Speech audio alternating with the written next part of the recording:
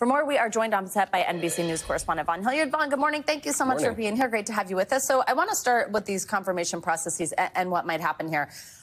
There's some bipartisan criticism of some of these picks, but walk us through exactly what would need to happen for any of them to be held up. I mean, how much power could Democrats, for example, really have to hold any of this up? Right. The confirmation process requires a simple majority in the U.S. Senate, and there's currently going to be 53 Republican senators. So theoretically, if you're looking to get confirmed, you could lose the support of every Democrat and then 3 Republican senators. But there's several of these individuals, Susan Collins, Lisa Murkowski, Mitch McConnell included, who may be roadblocks to some of these nominees. It's in large part why we saw Matt Gaetz, the attorney general picked by Donald Trump, ultimately take his name out of the running out of concerns that he wasn't going to be able to get those 51 votes. And if you were a Pete Hegseth or a Tulsi Gabbard or even a RFK, right, that is where some of the concern is, in some cases, bipartisan. And, you may, though, also like the labor secretary pick that Donald Trump put forward, may actually have the support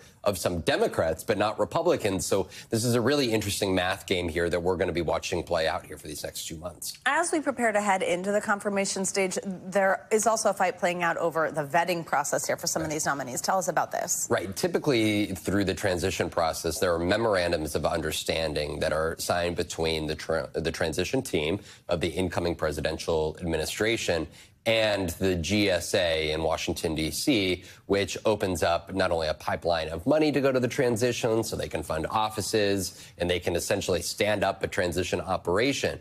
But the other big part is ultimately FBI background checks and security clearances. And the Trump transition team right now, 3 weeks after his election, is still foregoing using the resources of the FBI background checks, which not only is of concern to senators up on Capitol Hill that are going to be the ones voting to confirm, but also there's questions like Pete Hegseth. He was named the Pentagon nominee, but it was in the days that followed that sexual assault allegation that came out from a Monterey police department in Colorado or in California. So this is where some of the concerns are about what the FBI may have on some of these individuals in their file that the Trump transition team doesn't know about, and senators up on Capitol Hill don't either. Vaughn, our viewers may remember something called Project 2025, something that the president had disavowed, the president-elect, I should say, had disavowed, but it's come into play a little bit here. Remind us what that is and what the connection is now, what we're seeing play out. Right. It was a 900-page book that was essentially a template for not only the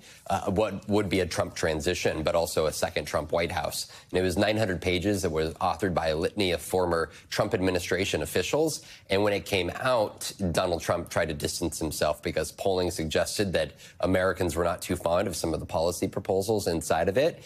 And yet many of these were key allies of his. Well, fast forward here since his election, a great many of those very authors who were involved in that project are coming in to work in his administration. The latest one, on Friday night, he tapped Russ Vought, who is going to be his OMB director, who is one of those key authors. It's talked about the executive use of the presidency. He is going to be brought into the administration. So while Donald Trump is campaigning, try to distance himself from the project, he's doing exactly what a lot of Democrats said would likely happen, and that is he's utilizing not only the work that they produced, but also those personnel individuals that were behind the project for his next administration. And is there a concern moving forward? Like, what if this were to be followed to an extent, what could happen next? I think that this is where, for Donald Trump has even said himself, is that in his first administration, they felt like they ultimately were not able to work as efficiently because they were new to Washington. They brought in a lot of newcomers, a lot of new voices.